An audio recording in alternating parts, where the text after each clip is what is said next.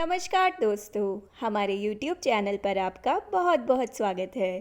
तो दोस्तों, आज हम बात करने वाले हैं हमारे प्रिय शिव भगवान के अस्त्रों और शस्त्रों के बारे में। दोस्तों, हम यह भी जानेंगे कि महादेव का स्वरूप बाकी दूसरे देवताओं से इतना अलग क्यों है। उनका त्रिशूल, डमरू, नाग, नदी और चंद्रमा ये सब किसके प्रतीक हैं। तो आइए आज का वीडियो शुरू करते हैं। दोस्तों, वीडियो शुरू करने से पहले मेरा आपसे एक छोटा सा निवेदन है कि आप इस चैनल को सब्सक्राइब करें। दोस्तों, मेरा उद्देश्य भगवान शिव की गाथाओं को आप तक पहुंचाना है और यह चैनल भगवान शिव को समर्पित है और इस कार्य में आपको मेरी मदद करनी होगी। अगर आप भी भगवान शिव के सच्चे भक्त हैं तो आप भी इस चैनल को सब्सक्राइब करें और लाइक, कमेंट व शेयर करके भगवान का आशीर्वाद ज़रूर प्राप्त करें। भगवान शिव आपकी सभी मनोकामनाएं पूर्ण करेंगे। दोस्तों, देवताओं में भगवान शिव ही एक ऐसे देवता हैं जिन्हें महादेव कहा जाता है। भगवान शिव को न सिर्फ मनुष्य भक्ति भाव से पूजते हैं बल्कि ये सभी देवी देवताओं के आराध्य और पूजनीय हैं। भगवान शिव की वेशभूषा और पूजा साधना भी अन्य देवी देवताओं से एकदम अलग है। भगवान भोलेनाथ वहाँ पर निवास करते हैं जहाँ कोई दूसरा रह नहीं सकता। लेकिन क्या आपको मालूम है महादेव का स्वरूप दूसरों से इतना अलग क्यों है। उनके माथे पर हमेशा चंद्रमा, गले में सांप, हाथ में त्रिशूल आदि क्यों रहता है। आइए जानते हैं इसके पीछे का रहस्य और कथा। तो दोस्तों, सबसे पहले हम बात करेंगे हमारे भोलेनाथ के मस्तक पर स्थित चंद्रमा की। भोलेनाथ के मस्तक पर चंद्रमा धारण करने के पीछे दो कथाएं प्रचलित हैं। पहली कथा राजा दक्ष और उनकी 60 पुत्रियों से संबंधित है। पौराणिक कथा के अनुसार राजा दक्ष की कुल 60 पुत्रियां थीं, जिनमें से 27 पुत्रियों का विवाह अकेले चंद्रदेव से हुआ था। लेकिन चंद्रदेव सभी 27 पत्नियों में से सबसे ज्यादा प्यार रोहिणी से करते थे। इस कारण से बाकी पत्नियां हमेशा उनसे नाराज रहती थी। जब यह बात राजा दक्ष को पता चली तो उन्होंने क्रोध में आकर चंद्रमा को उनकी चमक कम होने का श्राप दे दिया। तब चंद्रदेव इस रोग से छुटकारा पाने के लिए भगवान भोलेनाथ की कठोर तपस्या करने लगे। चंद्रदेव की तपस्या से प्रसन्न होकर भगवान शिव ने उन्हें इस श्राप से मुक्त कर दिया और सदैव अपने मस्तक पर धारण करने का वचन दिया। वहीं दूसरी कथा के अनुसार जब समुद्र मंथन के दौरान निकले हुए विष को भगवान शंकर ने अपने कंठ में धारण कर लिया, तब विष के प्रभाव से उनका शरीर जलने लगा। शरीर के ताप को कम करने के लिए भगवान भोलेनाथ ने मस्तक पर चंद्रमा को धारण कर लिया, जिसके कारण से उनके शरीर का तापमान कम होने लगा।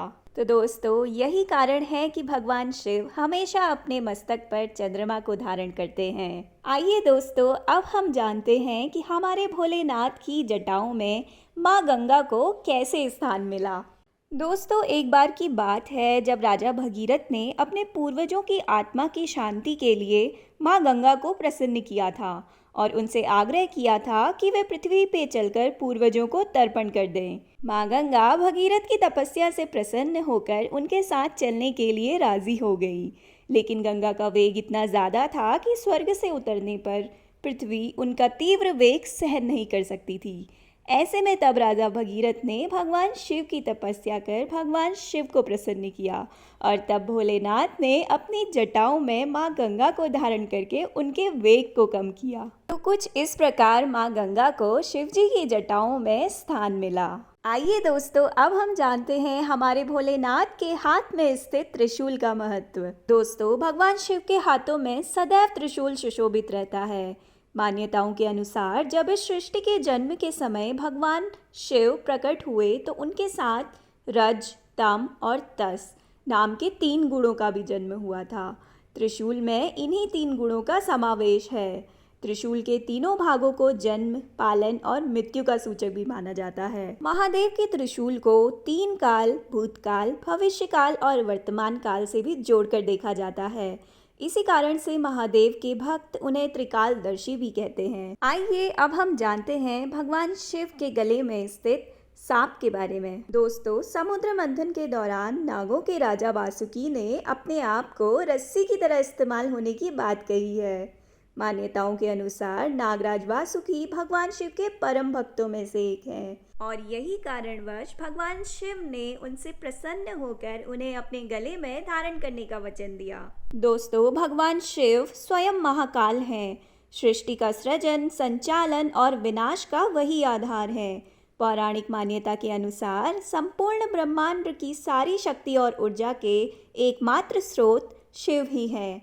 ब्रह्मांड में स्थित सभी ग्रह, नक्षत्र और तारे शिव में ही समाहित हैं। आइए दोस्तों, अब हम जानते हैं भगवान शिव बाल की खाल का उपयोग क्यों करते हैं। भगवान विष्णु के नरसिंह अवतार ने जब हिरण्यकश्यप का वध किया, तब उसके बाद भी उनका क्रोध शांत नहीं हो रहा था।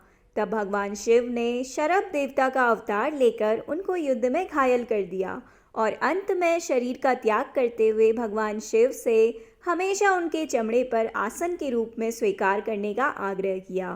तभी से भगवान भोलेनाथ बाघ की खाल को आसन के रूप में और शरीर में धारण किया करते हैं। आइए दोस्तों, अब हम जानते हैं भगवान शिव के पास कैसे आया डमरू।